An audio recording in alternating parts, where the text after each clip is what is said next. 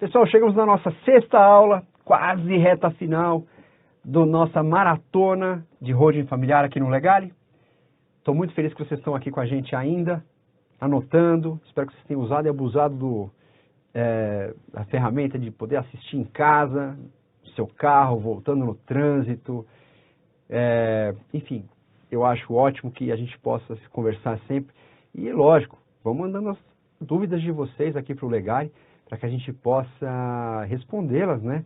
Eu também não quero que fique uma aula só no meu monólogo aqui, falando para vocês. Eu quero ver vocês participando, trazendo as dúvidas de vocês, sugestões. A gente está sempre aberto para isso. Queremos conversar com vocês.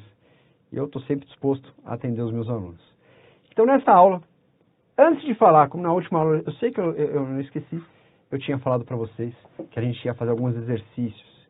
Mas achei mais importante nessa aula trazer um rascunho de... Todo mundo quer saber, como é que eu faço uma holding familiar? Como é que eu começo uma holding familiar? Como é que eu rascunho esse tal projeto que você falou aí, Diogo?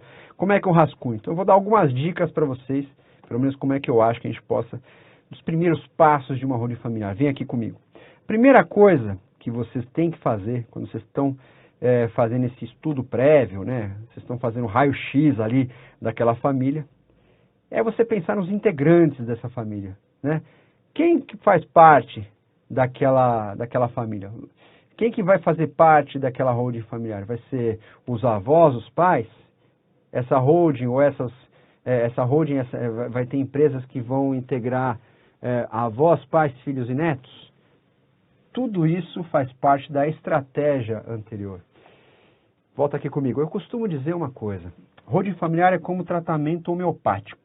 Cada pessoa vai ter o seu remédio, pode ser que funcione para você, mas não vai funcionar para o vizinho. Pode ser que funcione para o seu pai, mas não vai funcionar para o seu tio. Então, vamos fazer uma outra comparação? Vestido de noiva. Então, quem casou sabe que o vestido é ajustado até a noite do casamento. Outra pessoa mesmo, qualquer convidada daquela festa, não vai entrar no vestido. Então, holding familiar é como se fosse um vestido de noiva, ela é feita especialmente para aquela família. Por isso que a estratégia é tão importante. Então, você vai traçar um raio-x, que você vai escolher os integrantes, você vai olhar como é que estão os imóveis, quais são os imóveis que vão ser entregues para essa sociedade, como estão esses imóveis, se eles ainda precisam ser regularizados, se existe algum imóvel rural que demanda ali uma regularização, um georreferenciamento, como se diz. Então, tudo isso tem que ser colocado num papel, para depois, na implementação da holding familiar, estar muito bem delimitado com a família. A família está muito bem esclarecida do que vai ser feito, né? Qual que vai ser o escopo daquele serviço. Então, é importante nessa parte de estratégia, além de escolha das famílias, dos integrantes da família, você ter esclarecimento a respeito de quantos imóveis, como que vai ser feito o cronograma dessa sucessão, dessa transmissão. Tudo isso, tem gente que chama de croquis, tem gente que chama eu gosto de chamar de projeto, tem gente que chama de estudo prévio, você chama como você quiser, mas é o passo antes de você abrir a empresa, a primeira empresa, pelo menos, do seu projeto de implementação de holding familiar. Depois, antes, lógico, de abrir a empresa, você tem que escolher o tipo societário. Eu já falei para vocês que o mais comum é a sociedade limitada, mas pode ser que, de repente, na conversa de vocês achem mais interessante uma sociedade anônima. Aí é uma questão que vocês vão ter que resolver. E a denominação social, quer dizer, o nome da empresa.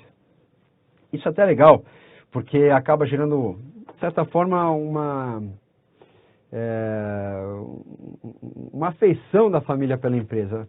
Eu conheço algumas famílias que criaram empresas holding familiares com a inicial de cada nome, o sobrenome da família, a cidade onde nasceu a avó, o avô, uma flor que a avó gosta. É legal, essa parte é até um joguinho que você coloca para a família decidir o nome, mas não pode deixar de observar que tem que tomar cuidado com a existência já dessa denominação social no mercado, podendo gerar o que a gente chama de colidência, quer dizer, como se fosse, pode até usar o sinônimo da palavra pela proximidade de coincidência de nome e coincidência de fonia, da forma de falar. Você não pode ter nenhuma colidência de homofonia, nem de homonímia. Não pode ter duas empresas com nome igual. tem que observar uma coisa, quer dizer, se uma vez teve uma empresa, Diogo Participações Limitada, e essa empresa foi encerrada, há um ano atrás eu quero abrir outra, acabou, eu posso abrir, não tem problema. A proteção do nome, ela se encerra com a dissolução registrada, né? O encerramento registrado da empresa no registro do comércio. Você não precisa se preocupar, eu já queria abrir uma empresa chamada Legale Participações, deve até existir essa empresa. Mas se você quiser abrir uma Legale Participações, você tem que observar se já não existe, senão você não vai conseguir registrar essa empresa. Outra questão, onde vai ser a sede da empresa? Quer dizer, Diogo, eu tenho que abrir, eu tenho que contratar eu tenho que alugar uma sala para ter a sede da empresa? Pode ser na casa da minha família? Olha, não há nenhum impedimento para que se abra uma empresa, principalmente uma empresa familiar, de concentração de patrimônio próprio, na casa, no apartamento, tem um monte de empresa aberta em apartamento. Pode ter algum questionamento? Eu acho muito difícil, eu sinceramente nunca vi. Existem normas de estatuto, de convenção de condomínio, que dizem que você não pode abrir um comércio dentro do seu apartamento. Mas holding familiar não é um comércio, é só uma empresa, então eu não vejo nenhum problema. Pode ter problema com a prefeitura de não poder ter uma empresa de atividade comercial, pode ser que aconteça, já aconteceu, mas de novo, a holding familiar ela não é, a princípio, uma empresa que vai fazer comercialização, né? Ela não vai comercializar produtos, a não ser que você crie uma empresa que tenha por objeto comprar e vender imóveis próprios, aí sim, você pode ter uma discussão nesse ponto. Mas a sede da empresa pode sim ser na residência da família e não exige que se alugue um novo imóvel só para você ter a abertura da empresa. Pode ser até uma empresa virtual, ela tem uma sede virtual, né, cuja o endereço para correspondência seja na residência da família, do patriarca, na matriarca da família. Muito importante também observar o objeto social. O objeto social é uma cláusula do contrato social de uma holding familiar, de uma empresa, em que você tem ali declarada qual que vai ser a atividade daquela empresa. Né? A atividade econômica é basicamente a tradução dos quinais dentro do objeto social da empresa. Então a empresa vai poder participar de outras empresas, mas ela também pode alugar, vender, arrendar imóveis próprios. Se ela quiser fazer outra atividade, ela pode, não tem problema. Prestar serviços de consultoria, fazer venda de vestuário, desde que não seja incompatível de acordo com as regras da própria fiscalização, da própria Receita, ela pode ter outros tipos de objeto social, descrição de outros objetos, além da concentração de bens de imóveis próprios e aluguel e administração de imóveis próprios. Em geral, eu vejo que a holding familiar ela chama XYZ Participações Limitadas. Existem empresas que chamam XYZ Holding Limitada, pode ser também, é comum, mas menos do que participações. Outras empresas, Administração de Bens Próprios Limitada, também é viável, não acho o nome nem bonito, mas tudo bem, cada um que sabe o nome que dá para o seu filho, eu não vou julgar. Agora, depois desses primeiros passos, que você vai seguir para a abertura da empresa, tem aquela parte que eu falei da estratégia da sucessão. Né? Você faz a entrega dos bens, você abre a empresa, consegue o CNPJ, está lá constituída. Vamos fazer um exemplo, né? Aliás, vou trazer um exemplo aqui para a tela agora. Vamos escolher os integrantes. Vamos imaginar que a minha família, a família que vai ser, tem todo esse monte de gente aqui. Então, você tem o avô e a avó, que é a Maria Augusta e o Pedro, e eles têm 3 filhas, né? A Valentina, a Luísa e a Olívia. A Valentina é casada com o Felipe. A Luísa é casada com o Joaquim. E a Olívia é solteira. Não quer casar e é feliz assim. Ótimo. Seja feliz. Então, as 3 filhas, elas podem compor esse projeto de holding familiar? Sim, podem compor, sem problema algum. Como que isso vai acontecer? Então, vamos fazer um exercício aqui comigo. Primeiro, você vai ter a abertura da empresa com Pedro e Maria Augusta. Dentro dessa empresa vão entrar o quê? Os bens do Pedro e da Maria Augusta. Num segundo momento, Valentina, Luísa e Olívia entram na sociedade. O que acontece com os maridos dela? Nada. Eles não têm nada a ver com essa estratégia que está sendo traçada pelo Pedro e pela Maria Augusta, que eles que tiveram que trabalhar para constituir aquele patrimônio. Não tem nada a ver com isso. E nem a lei decide que eles têm a ver com isso. Então, é algo que vai ser transmitido, o patrimônio da Maria Augusta e do Pedro, para a Valentina, para a Luísa e para a Olívia, por meio dessa empresa, holding familiar, mas com aquelas cláusulas que eu falei para vocês, de incomunicabilidade, inalienabilidade, impenhorabilidade. E nesse caso desse desenho, a gente vai falar mais da incomunicabilidade. Porque imagine só que a Valentina acabe se separando do Felipe. Então, de repente ali acontece alguma coisa. Isso é estatístico, né, gente? Infelizmente, acontece isso mesmo. Então, a Valentina e o Felipe se separem. O que acontece se ela for sócia da empresa? Esse patrimônio não vai ser partilhado com o Felipe. Outra situação, pela questão da impenhorabilidade. Vamos imaginar que a Olívia seja uma empresária e, de repente, ela ficou com uma dívida muito grande, mas ela faz parte da empresa.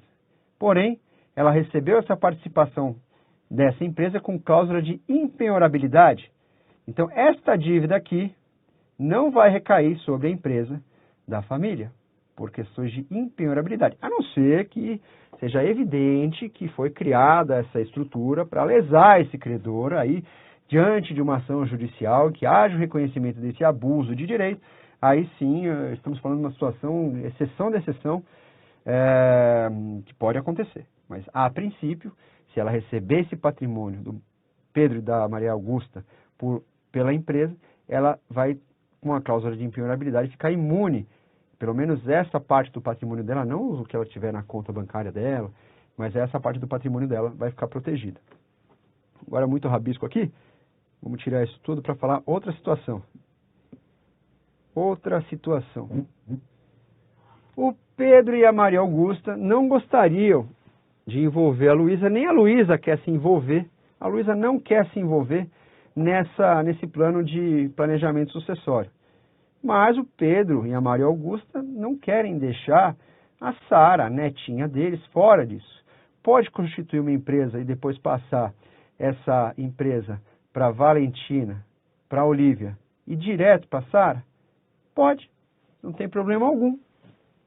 Por quê? Porque, com a lógica, com a concordância da Luísa, ela declarando isso, anuindo com esse movimento, desde que não haja nenhuma lesão a credores, né, nem a terceiros, esse movimento é perfeitamente possível. Volta aqui comigo. Tudo isso, essas opções aqui, esses desenhos aqui que eu fiz para vocês, todos eles servem para mostrar uma coisa. Eles têm cláusula-chave para uma holding familiar bem feita.